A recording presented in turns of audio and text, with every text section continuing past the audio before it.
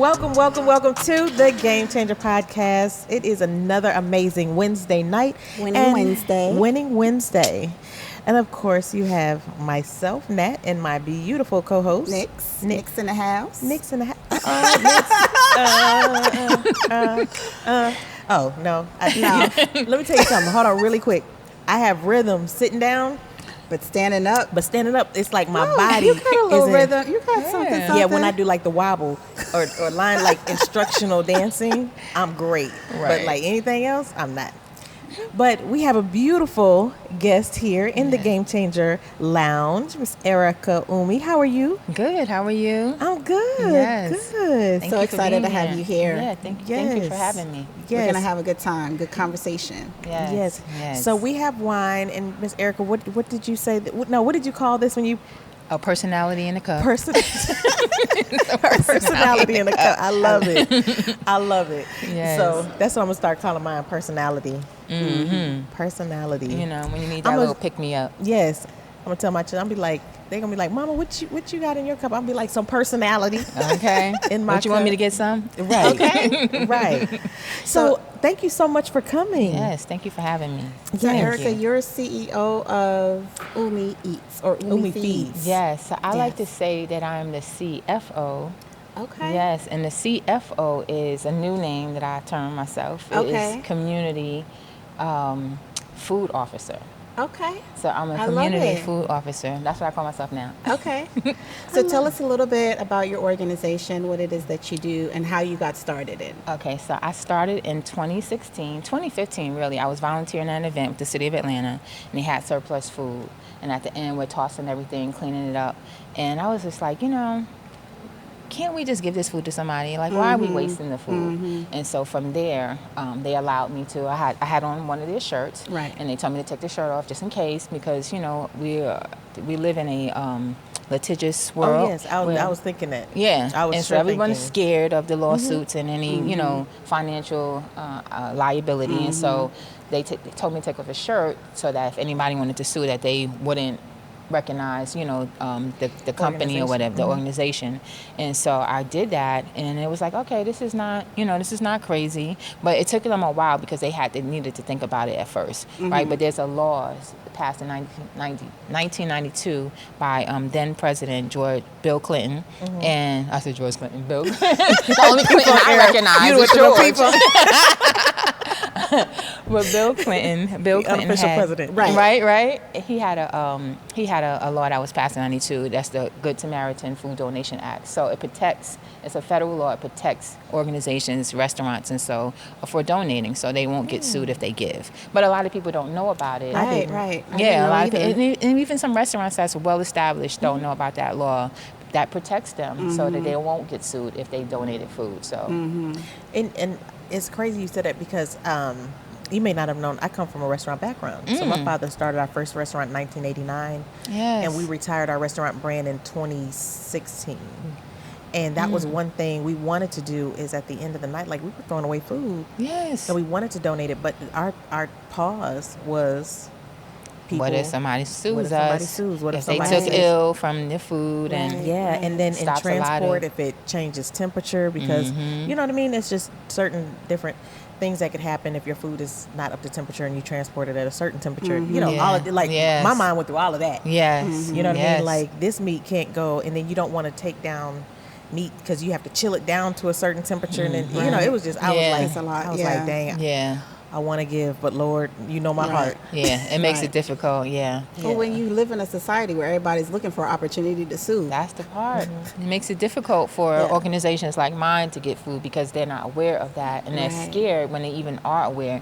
Because Paulina and I were just at a restaurant last week, Marcus Bar and Grill, and I was asking her about, I was like, what do you do with your food waste? And she said, we don't give it out because of the fear. And I was just like, oh man, because I'm sure he's well aware of that law, because he's a little more established and might, have a lot of different connections where he would know, but still afraid, nonetheless. So Yeah. So what got you down that path? I know you were talking about. So I have to first acknowledge my aunt, because through my aunt, I used to, when I was a teenager, growing up in New York City, I'm from New York, I'm a Queens girl, yes. Yes, So when I was younger, I would volunteer with my aunt. We would go to Manhattan and we would feed the homeless there. Okay. Right? And so that's kind of been in my background, something I did around 16, 17 years old. And then here, I come down here and I'm volunteering at a place and they're throwing food away. And I'm just like, it just makes sense. You know what I'm saying? Why are we just wasting the food? You know, anyone can get it. Like, you could take some stuff home, you could take some stuff home. Like, even if it's not given to, you know, someone who's sleeping outside, but just amongst ourselves. And so it was just really in there. I wasn't, I'm a creative person. I'm a photographer also. It wasn't, I have a marketing degree. Like, that's how my brain is wired creatively. That's how my family does all of that stuff. But it was just like, why are we wasting? Let's do something about it, you know? It was a problem, and I felt that was a good way to solve it. And here we are 8 years later. I think that was 2015, 9 years later, but 8 years as a nonprofit. That's awesome. Yeah, so I was doing it for like a year before I was a nonprofit, because people were wanting tax receipts. And so it wasn't even like, even when I got into this business, it was when I got my designation, it wasn't to really, it was just for people to have tax receipts, not for me to, you know, have a business, because you know, I want to pursue my other, you know, marketing pursuits and stuff, where I can be a CMO or something like that, you know, not the CFO, you know, or the CEO.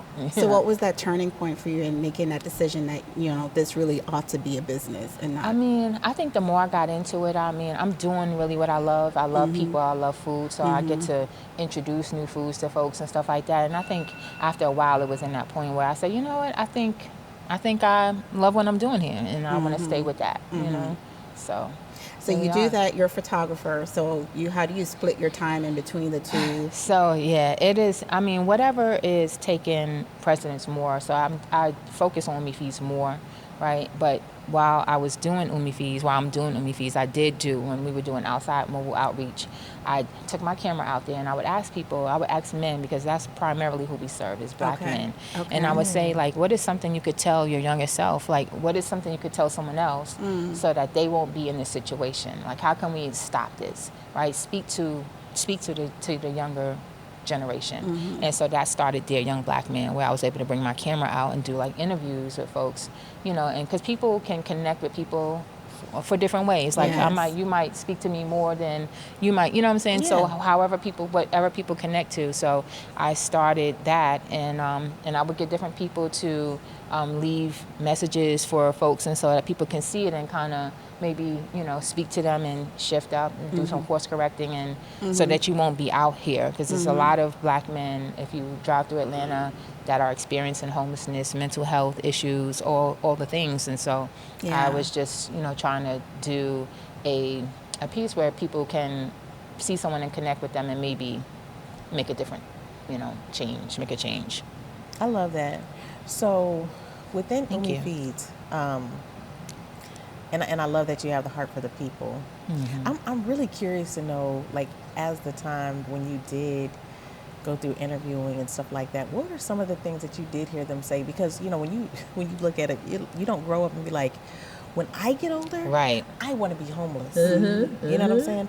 What are some of the things that you would hear them say? Because there's so many of them that are out there that are so educated, so smart.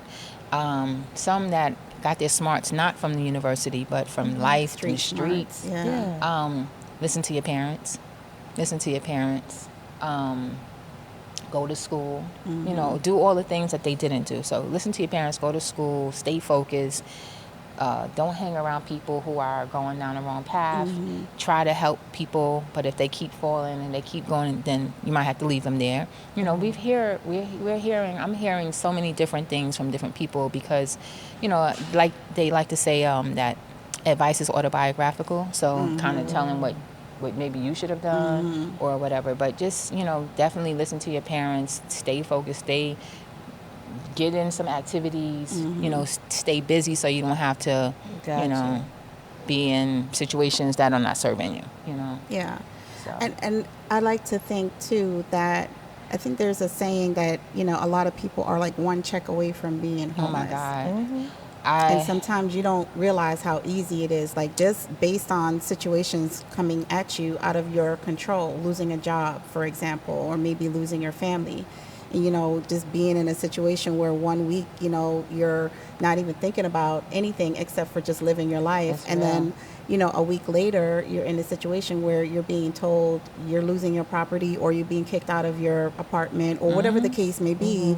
And now you're homeless. And Yeah. it happens more often than we realize. It right? really does. It- Especially with like today's time, like, you know, everything is up, rent is up, life is up, groceries are up, you know. Yeah. And so just, I mean, and every day I'm getting a call with someone needs resources, someone needs food to eat, they just moved here, they need a job, they need a car. And so I just spoke to someone today on the way here that's her exact situation.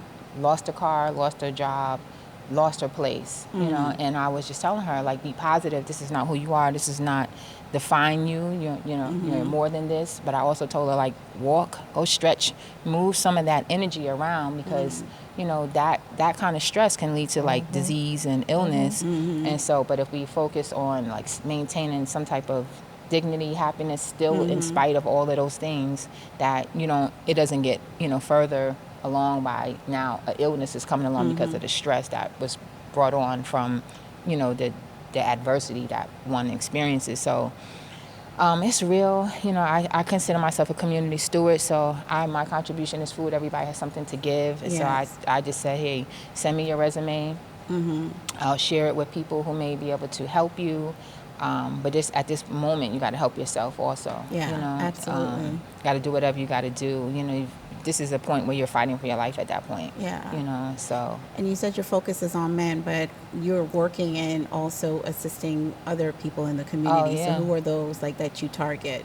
I target, so my focus is really on people who are having chronic disease, kidney disease, liver disease. Okay. I used to work in a transplant clinic, and that's how I really got started. I was working in a transplant clinic. So many people coming in looking like us, right? Black folks coming in, big, protruding bellies, marks here, diabetes, hypertension, all the things, because we serve kidney. It's just at the transplant clinic where they serve kidney, liver, lung, and heart, and then they were doing hand. And so many, when, for kidney and liver, that's us.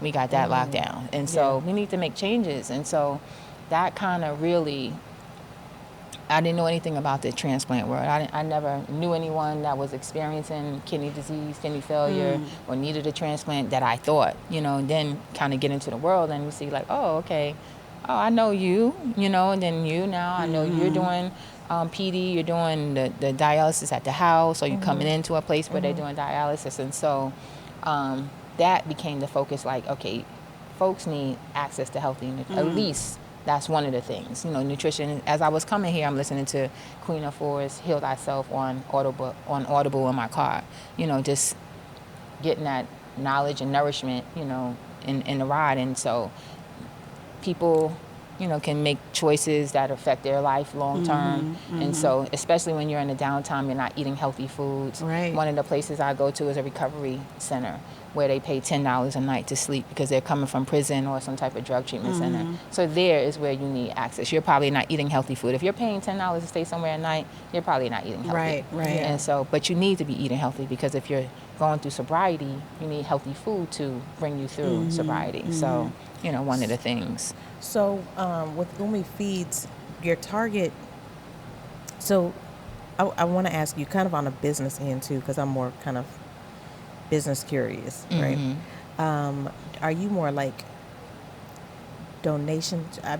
Do you kind of like thrive off of donations? Do you thrive off of grants? Like Grants. How do you, grants? Grants, yeah, because the donations is if you come. When I say donations, I'm thinking of like from distributors or different other food banks. Oh, well, yeah. It's a both. Okay, Because okay. as a nonprofit, your donations is the revenue. Whether you're getting the money or you're getting a product, it's still like we consider a food donation as revenue because it has a dollar value. Right. And so that's what they're putting on their books, the dollar value that they gave you, which is why they want the tax receipt. So we thrive on both, I mean, money certainly helps, but food helps too because, I mean, all of the food that we give is food that was donated. Okay. So, initially, I used to cook my own food with the cash donations. But now that we moved over into food recovery, we're using the food that we receive to feed people. Okay. So, And then, so let me ask you, so how can, like, our children participate in volunteering and different things. Do you accept volunteers to help feed? Yeah, we accept. Because these children need to do. They do. They need to learn community. a sense of Community. Get away from the entitlement that they that part that they feel. Yeah. I mean, because you just don't know. Like, you're thinking life is good until it's not. You know. But yeah, we certainly take volunteers. We had as young as kindergarten, with I think maybe first graders. So Girl Scouts come through. Yeah, we got some high schoolers. Yeah, high schoolers bring all that these need community And their service friends. hours right. to graduate. When and where, right? Yeah, it's just Right. when and We where. pulling I up. mean, yeah. So yeah, I'm like, all these kids staying in my house or something. Yes. Wake up. Yes, and it's fulfilling. They may not want to do it, but once they get into it, it's like, oh, it's not too bad. You know? I feel like, so we did that during the pandemic at one of the local churches here that had the food boxes. Yep, the food we boxes did that too. in the drive. And I'm telling you, they dreaded it, getting up and us Right. having to like haul across the city. But when they got out there, it was like they just went in overdrive. They were like, "Pop your trunk." Right, right. How many boxes? Listen. They were running like looking Rocking at the and windows rolling. like, "How many boxes Yes. does this car? This car gets 2 boxes." Right. Yes. You know what I mean? And Leadership. then I'm looking like, you know, but I do feel like they always need to have that check. Absolutely. Yeah. And like taking it for granted a lot of times. A lot of that, times. You know, money is always there. If they need something, they can ask mom. Mom is or always there. mom Dad is always there. There's always Grandma. food on the table. They never have to worry about where that stuff is They coming DoorDash. from. Yeah. Yeah, right? my son Like, has gotten these into people that. Yeah, like it, you know, and not realizing that there's such a huge amount of people out there that Oh, don't my God. have that are thinking about where their next meal is going to come from. Yes. So absolutely, I think that's a great idea. So many kids eat their meals only at school. You know, like when they get home, there's nothing there. Let me tell you, when my children were in elementary school, and my daughter was in Girl Scouts, and so they were tasked to go make sandwiches for another shelter. So there was one particular shelter here in town that houses women and children, right? But then they still make dozens and hundreds of food bags for their for the ministry, like the street ministry. So Yep. these individuals that are already living in a shelter prepare food for those that are under the bridge. That's what Yeah. it is. And so when we got there, this was crazy. When we got there, my daughter was like, "I know him." Really? So somebody And you then- knew. She was like, "Wait a minute. I know like 4 or 5 of these kids. What? They lived in that shelter. Mm. They didn't even know, like, they didn't know that these kids lived in the shelter. They would see them every day at school. Mm-hmm. But then they asked them, they were like, wait a minute. So they're trying to do the math. They're like, wait, y'all live here? Right. Like, Yeah. like, y'all homeless? I Right, mean, you yeah, know, yeah. to that point. And so when they got and my son was tagging along that particular day, and they were like, "Mommy, thank you." And I said, "Why?" They were like, "We didn't know." Like they rode the same school bus. Those Right. kids did. They were like, "We didn't know that's how they live, and that's how they." Yeah. And I said, "Let me tell y'all something. Some of these kids do, like, the only meal that they have Is at school. is when they come to school. That Yep. breakfast and lunch is when they come to that school. Yep. So I need you to understand that, you know, there's like it doesn't grow on trees. Money doesn't grow, like there's People there's are people are hurting. underpaid, you know, Yeah. underpaid and overworked, you know. So like life is life and still, and Yeah. rent is going up, mortgage is Right. going up, and Right. you know, if you cannot afford it, you know, it makes it very difficult. And think about the pandemic when kids were in college and they were homeless and they had the schools closing, and now you have to come home. But come home to where? Because you just got here. It probably took a lot to get here, and now where are you going to go? Right, right. So it's difficult. You got Title I schools. I have a friend. She has a nonprofit. It's called On My Mother's Shoulders, and she services college students who are experiencing homelessness and insecurities, financial insecurities. I have another friend who has it's called Best Fit. She has an app that helps college students find resources, you know, for people. So yeah, like there's a lot of folks out here, you know, doing the work and trying to help those so they don't have to feel the shame and of experiencing homelessness. You know, it's not their fault. Yeah. They were, you know. So how can like the community be of support? How can people support you that I'm not a, you know, like if they're saying, well, I'm not a corporation, you know, I don't own a restaurant. Like how can they support Umi Feeds? How can they support? I mean, awareness, you know. They can get out and volunteer. We accept volunteers. That's always great to come out. Donations. We accept donations, so that's helpful. I mean, also, one of the biggest proponents of food waste is us, consumers. We waste 40% of food is wasted before we even see it, right? So that's that. And then we're the biggest because we buy stuff, we intend on cooking it. I'm gonna have this thing. Girl, you should see my oh my God, you go in the pantry and you see all these things all that stuff are like you had outdated. not touched, or you have an event and you overcooked, and so people love to have leftovers. And I'm like, I am not one of those, because now that I deal with food waste, like we're, you know, maybe you make less because people say they're gonna come. They felt good when they RSVP'd, and then now it's day of, and they don't feel the same way. It's raining outside. I'm not coming out in the rain or whatever. You live too far, and so you know now you have the surplus food, and what are you gonna do? You know, so like cook, you know, cook a little less. Don't cook more. Don't overcook. Then now what you're going to do with this food? You didn't cook it. You've been eating it while you was cooking, so you're not hungry. You're not necessarily eating the plate. Say that again. Get your hand on my pocket. Yeah, you know, like we know the things, and so like those are ways like to be conscious of. If you're having an event and you know there may be some surplus, then call an organization, call me, call someone else who picks up food, and that way, you know, you have your situation already lined up that any surplus is going to go to this organization, and or do a fundraiser. I'm doing a walk right now, so I just turned 50 in May, and so so did I. Yeah, Welcome to the 50s club. Yes. When's your birthday? May 6th. May 19. Okay. Yep. And so I was like, I'm not 50s. I'm not 50s club. Like yet. I got like 10 years. Oh, good, Yeah, good. Enjoy this Divided time. by 2. These hot flashes are flashing. What? These flashes are flashing. That's a whole other conversation. Right, that's a whole different show. Phoenix with her Nick fans. Right.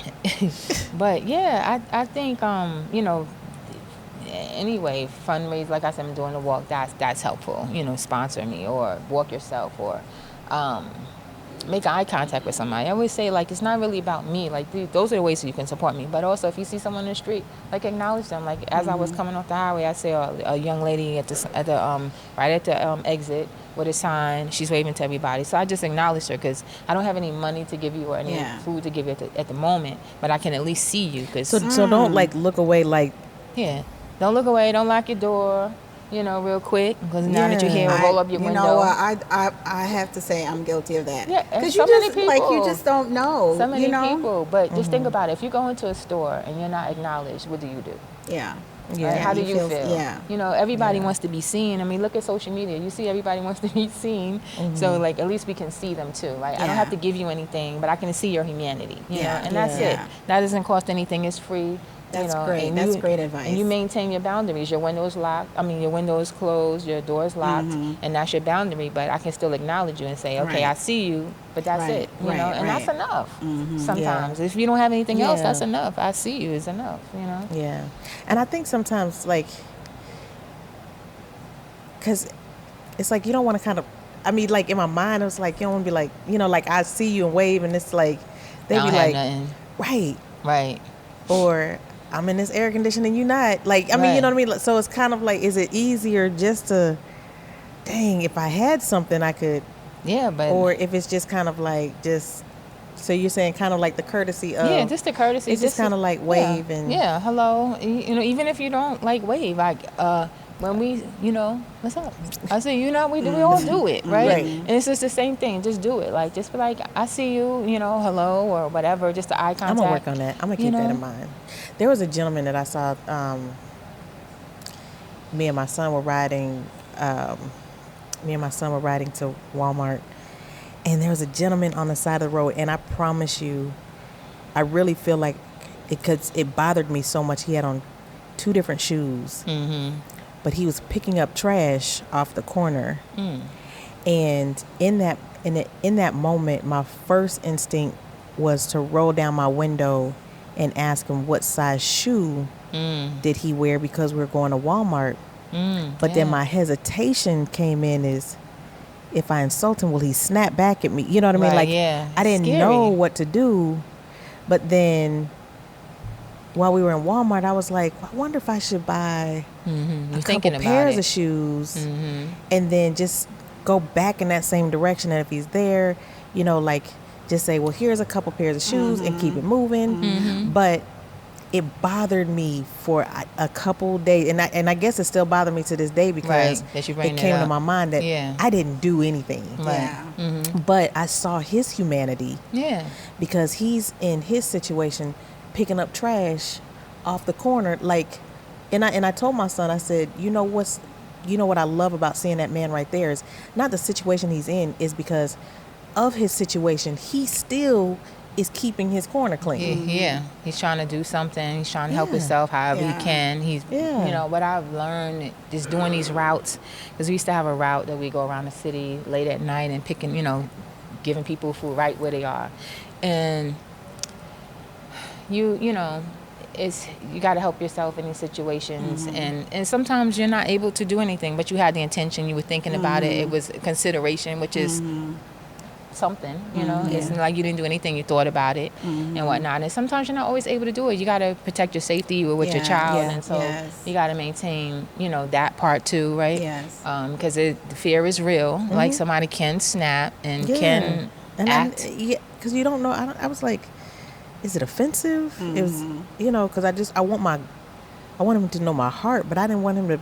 You just don't know. But he doesn't need to. It doesn't even matter if he knows your heart. Like, God knows your heart. That's what's more important. Absolutely. You know? Because you could be. And I'm saying it for him, because I don't want him to, you know. Okay, so I'm going to give you an example. There was a gentleman just recently here on Atlanta News, and there was an incident. Peachtree Center. Yes, I saw that. So he witnessed 4 people getting shot. Then turn around turned around that same day. Like, he's on the news now. He's expressed to the news, I'm bipolar. I'm off my medication for 2 weeks. Like, they really should have stopped right then. But Grady gonna give it to me. Right. They should have stopped right then and said, you know what, let us get you some help.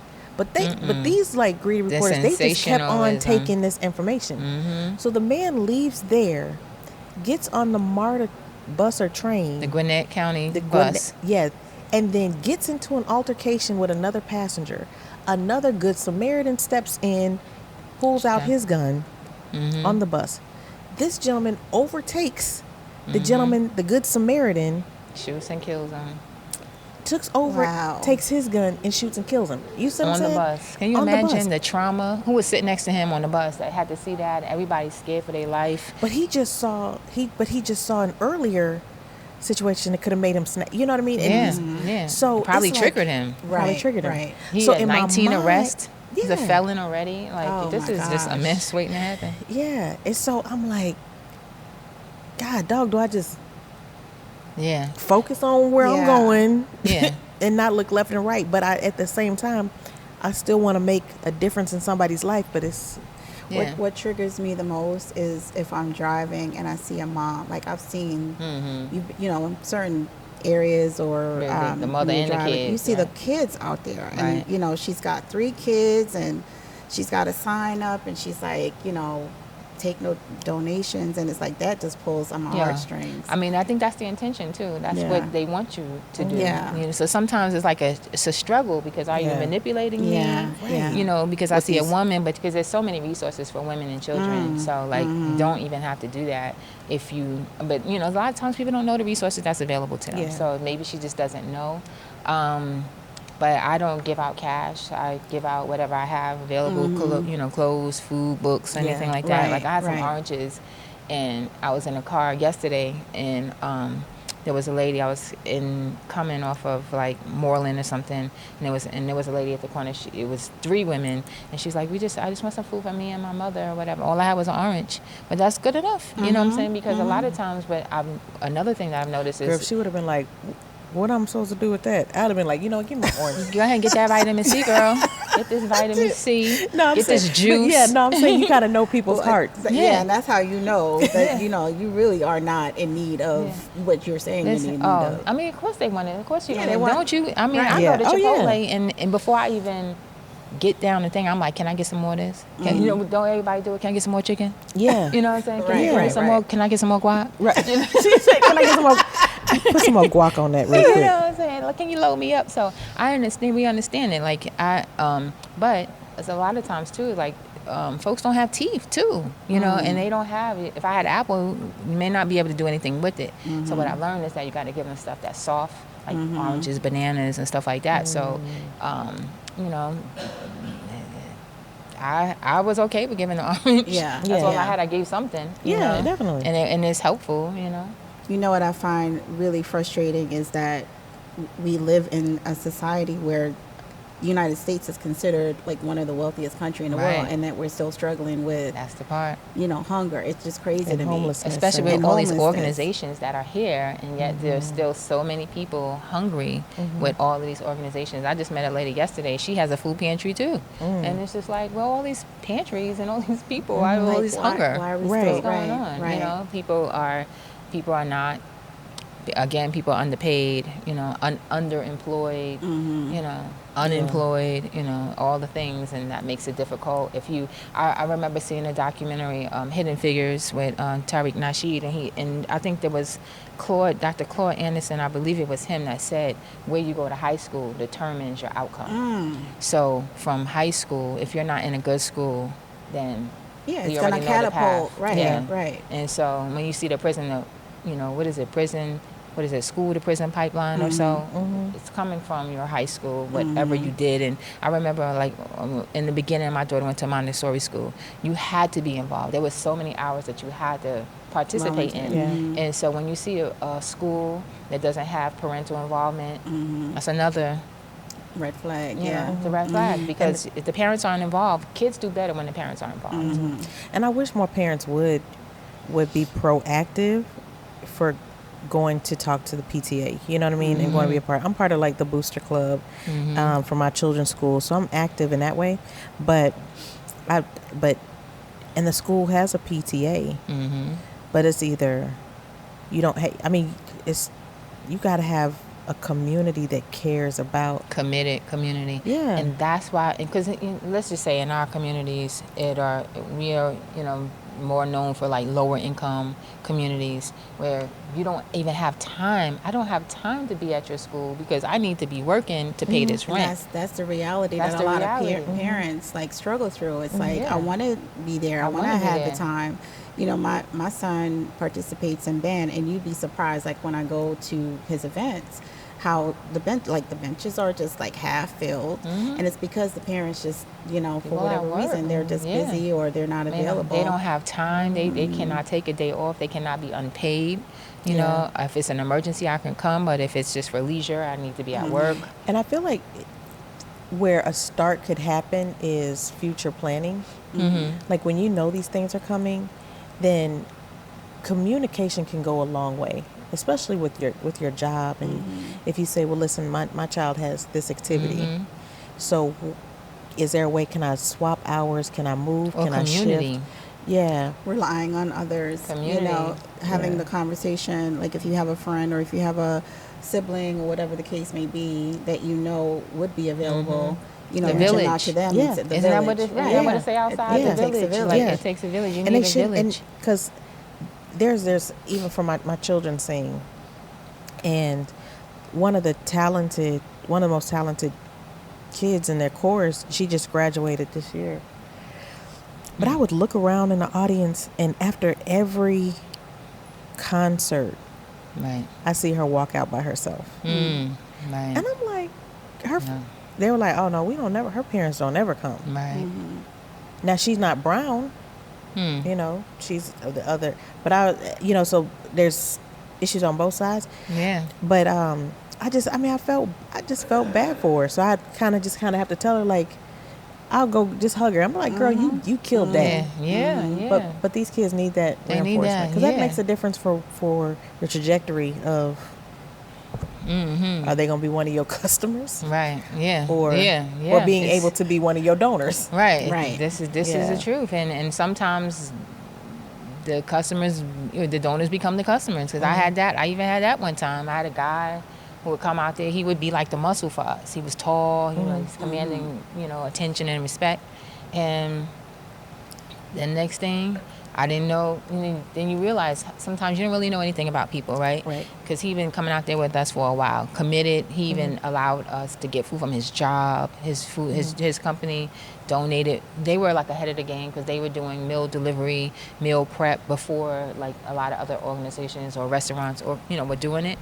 And then he, which I didn't know, was schizophrenic bipolar, and then he was in need. He was out there, the same place that we would go. He now is out there, and then we were serving, and he came out, and he didn't have any shoes on. And I'm like, and this guy is like 6'5", 6'6", wow. At least, somewhere in the 200 to 300 pound range, command and respect. But you don't even have your shoes. Somebody got you for your shoes, right? Dang, who we were using for muscle, and so like at any point, it could change, and you could be that same person. And so I'm always grateful and thankful for anything and everything that I have, because it could be another way. Right. Yeah. Right. And so I'll be fighting hard to not be in that situation, because it's not fun. It's lonely, and it's a bunch of things that you don't want, And so I can imagine that you really start being unwell in those places, But how fulfilling it must feel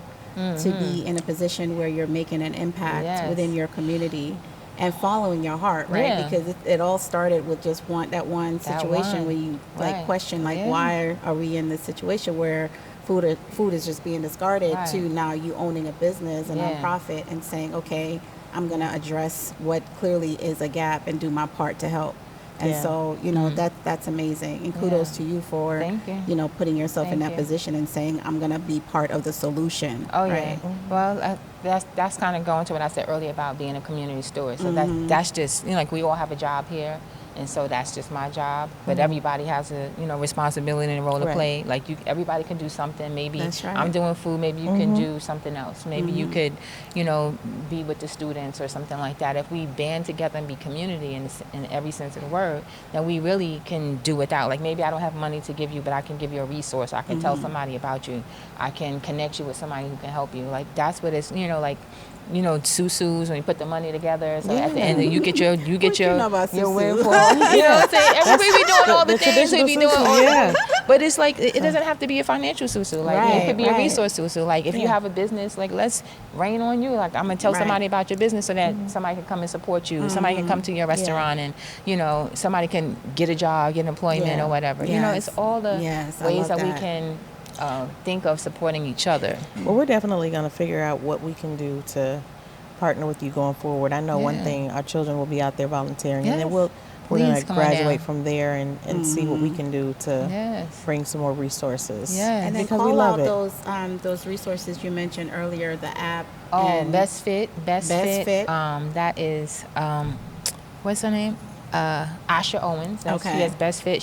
That's a college resource for students in college who can find out. They can put in their information. It'll give a list of who can support them. Then there's On My Mother's Shoulders. That's a nonprofit by my friend Claudia Phillips. She provides hygiene products and essentials to kids in college. Who else do I know? And then your organization. Of course, my organization, right? We're giving food. And that's UMI. UMI. Umi means mother, nurturer, servant. So it's appropriate for what I'm doing. We give food to seniors. We give food to, we were working with a middle school, giving them food in their pantry. We were working with the unhoused. I'm doing a recovery center, so like anywhere where people are in need.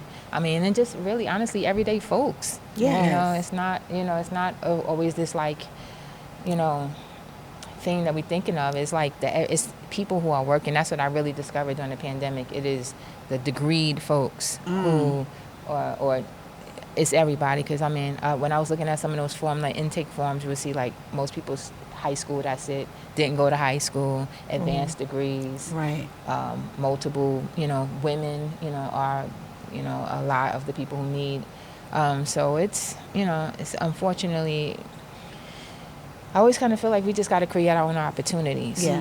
Like where if you can't get a job, like create something, because I was even having a challenge. I have a marketing degree. I'm just graduating. You're eager to look for employment, and then no one is calling you. And it's like you got to create your own thing. You cannot wait for anybody to give you opportunity. You got to make your own opportunity. And I remember I was going to like a SCORE mentor, and he was like, that's not why you should start. And I'm like, well, what other opportunities? Right. I got to make my own. I'm going to be in the same situation. Hello. You know what I'm saying? What Steve Harvey say? You can't help the poor if you wanted them. Yeah, you know what I'm saying? You got to save yourself. You can't wait for somebody to come in and save you. Yeah. So, and just have a community mind that no matter what you do, that, even you're at the family restaurant, you were serving the community, employing the community. Right. Just that kind of intention, So even if you didn't get the guy the shoes, you were thinking about it, and your heart was there. Your son saw that. You knew it. Yeah. So that's enough. I'm riding back over there today. Was it recently? This was like last week. Oh, it was recent. But he was cleaning up that corner like he's like familiar with the area. Right. Yeah. And it's not far from here. But I'm taking gonna go back ownership. over there. He's taking ownership of his community. That's what we want. You know? Absolutely. However you got to do it. So we're at that hour where we want to do a shift and introduce you to Pursuitopoly. All right, let's see. And this is where our game that's laid out for all of the different aspects of your life. So for a woman that's building an empire, these are different things between family values to business, investing, all of that good stuff, faith, and all that type of good stuff. So our last guest ended on life surprises. So we want to move you. You're the cappuccino. So let's move you up to life surprises. Okay. And then give you opportunity to roll the dice. And wherever you land, we're going to talk about it for a minute or two. Okay. And some things that we're going to. Well, I'll ask you the question when we get there. Let's see what we get. Big money, big money. Yes. All right, 5. 1, 2, 3, 4, 5. Awesome. Okay, so Empower Network. Okay. So, and it's Empower Her. Empower Network. Love this. So what are some things that you can think of as far as empowerment to women, either growing their network, growing their community, some things that women can do to empower themselves or their community? Definitely grow your network. Grow your mind. Read a book. I'm listening to Heal Thyself. I have Audible. I would say, because you got to know what to even if you expand your network and you're around the people, but you don't even know what to say. So kind of get some knowledge firsthand, so that way you can have informed conversations and it can kind of get to the point and you're not wasting anyone's time and stuff like that. So I would always say read. Go to YouTube University, do whatever you can to do on your own, so you're informed when you go to these people, when you are in the room. Work till you don't have to introduce yourself anymore, so that's helpful, so that people can know you. Awesome. You may know them, but now they know you because of the work that you do. Stand out. Mind your business. Mind your business. Mind your business. Say it louder for the people in the back. Mind your business. Right? Yes. Mind your business. And drink your water, like they say, mind your business, drink your water. But really be personable. Make eye contact, be friendly, be open, and no expectations, because can't go in there expecting someone to help you. But if you show that you have some things that someone else might be interested in, then maybe they want to mess with you and continue the conversation somewhere else. Right. That, at least that's good. But don't go in there like thinking someone owes you anything. No one owes you anything. Get it for yourself. Get it how you live. Work hard, and so that they see the consistency, and then they want to get behind you and support you. Awesome. That's awesome. I love There it. was so many nuggets. Yes, that was really good. Thank you. Phoenix, you ready to roll? Yes, let's see. Let's see what you get. 9. Okay. 1, 2, 3, 4, 5, 6, 7, 8, 9. Innovation Avenue. So this is probably what can I look to innovate? Okay. Expand, build, grow, invent So this ideas. Yeah, so I think this probably falls more in line with a new business that I just started online. Oh, okay. And probably tied to what you studied, marketing, right? So a lot of people have businesses that they start, but it may fail because they don't know how to market. They don't know how to basically set up their brand or grow their brand. They don't know how to get to their perfect customer. Right. And so if you've got a really good product, but you don't know how to get it out there to the right people, you could just like kind of get into a situation where you're at a standstill. Yeah. And so I think one of the things that really drew me to wanting to get involved in that particular business is, you know, getting that gap filled for myself. Because regardless of whatever you decide to do, I have a passion for helping to educate kids on financial literacy. I think that there's such a huge gap in our households and in our educational system, and looking to see how I can basically get the word out there and find ways in which I can, you know, fill some of that gap, right? And this particular online business is giving me insight on how I can make sure that I have a forum in order to get that education out there to parents and to kids. And so I'm learning to kind of look at this as an opportunity to leverage and get me in position to be able to grow that other passion that I have using this new online business that I just started. So I'm looking forward to, you know, just continuing to learn, but everything that you do, I think, is interconnected. You don't even realize it half the time. And just putting yourself in a position where you're able to learn, right? And for me, that's what when I think about innovation, is continuing to learn and grow and stretch, putting myself in positions where I, you know, get outside of my comfort zone. This is an area that this is like completely new for me, but I know that if I get to a point where I become proficient with it and understand the nuances of it, that I can use it in other areas in my life. Yeah, and excel. That's and good. Teach people. Look at you. Yes. Nix. Innovation Ave. That's a good one. Alrighty. So thank you. Yes. My last one was Harmony Home Waste. So let's see where I go now. Hopefully to the spa. Right. Right here. I'm willing. God dog it. 8. 1, 2, 3, 4, 5, 6, 7, 8. Okay, I like leadership loop. Okay. So leadership loop for me is it's just in different ways. It's working to, like, my children look at me every day. You know, my mother looks at me every day. So, and then my business partners look at me every day. My employees look at me, looks at me every day. Who else? How are you holding up? Right. So it's just remembering to lead with excellence, lead by example. But then my other thing is I continue to invest in myself for personal development, to become a better leader, to become a better friend, you know, to become a better parent. So it's not only just where I believe I am in this space right here of my life, but it's remembering that there's new levels to it, and making sure that I continue to advance in those levels of leadership. Yeah, I love that. Yay! Yeah, that's good. So that's good. Yes. Okay, so we're about to get up out of here, but every time we leave, which I love, is kind of we do our one for the journey. And one for the future. Okay. So Nix is going to give kind of like our one for the journey. Yeah. And then I'm going to gift you my one for the future. And it would kind of be based on kind of that Empower Network is advice for someone for their future selves. But Nix, go ahead.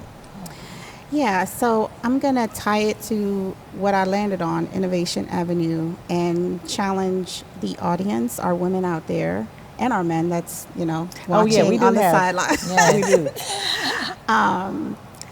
To get out of your comfort zone and find something that inspires you, that you feel like you can get value from, but also provide value to others, and put yourself in a position where you can stretch. And whether that's with technology or not, just always put yourself in a position where you're learning. Mm-hmm. I love it. I agree. And what would be your one for the future? Where's my one for the future? That my nugget that I would give someone to help them in their future. Mm-hmm. So what comes to mind? I mean, if I just say what comes to mind is no one's coming to save you. No one's coming to save you. You gotta do it for yourself. You cannot wait. You gotta tap in. You gotta tap in. You gotta do it for yourself and do it for the right reasons. That's important. Yeah, do it for the right reasons. Because a lot of times people thinking, it's about the applause, and sometimes the applause don't come, and you're still doing the work. And if you're waiting for that, then you're gonna get discouraged and quit. But if you're doing it for the right reason and you stay focused and know that no one is coming to save you, because a lot of times in business, what you may notice is that your family is not supporting you, not going to be the support. Hello. Your friends are not going to be the support. So if you're doing it for the right reason, then you're going to continue. Yes. But if you're doing it because you want the applause and you want the attention and you want all those things, then you're going to sink fast. Yeah. So if you know that no one is coming to save you, that this is something you have to do on your own, builds character to me. It makes you stronger. It makes you really get out there and fight for what it is that you want, or what you say that you want. Yeah. What you're showing that you want. So I love that. Yeah. That's good. Yeah. Before we leave, I want to tell you, what you said just brought something to mind that one of my business coaches just said the other day. He said, if you're doing it for the fame, you're doing it for the wrong reasons, right? Mm-hmm. And he said, you got to be doing it for what God put you on this earth to do it for. Yeah, that's your Anything purpose. else, do it for your purpose. Do it for what he put you on this earth for. If fame comes because of it, okay. Right. But the fulfillment, it's the fulfillment That's that you should be pushing for, striving for. The satisfaction in your soul. Yeah, that you've seen it done. So I'm glad that you, that you touched on that. Yeah. So thank you so much. Good. So how can our listeners follow you, find you? If you can kind of just drop your social media channels and your website, so that they can circle back to you. Yeah, so umifeeds.org. You can check out Umi Feeds on LinkedIn, Instagram, Facebook. It's there. You can come check me out. You can volunteer with me at we have Whitehall Terrace Community Garden. You can come volunteer there. We are looking to partner with another organization to be able to serve food. So we're having some conversations with another organization. So maybe we'll start dinner service there. But yeah, you can check me out online. I'm there, Umi Feeds, #Umi Feeds, on all social media platforms. I love it. Yes. Well, thank you so much. So we're about to get up out of here. So ladies and gentlemen. Right. Ear hustling. Thank you so much for another Wednesday night. We appreciate you. We love you. We thank you.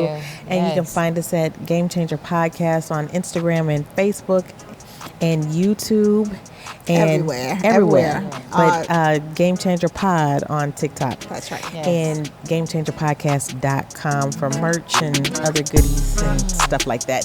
So thank you all so much. Have a good night, and we'll see you next Wednesday. Bye, y'all.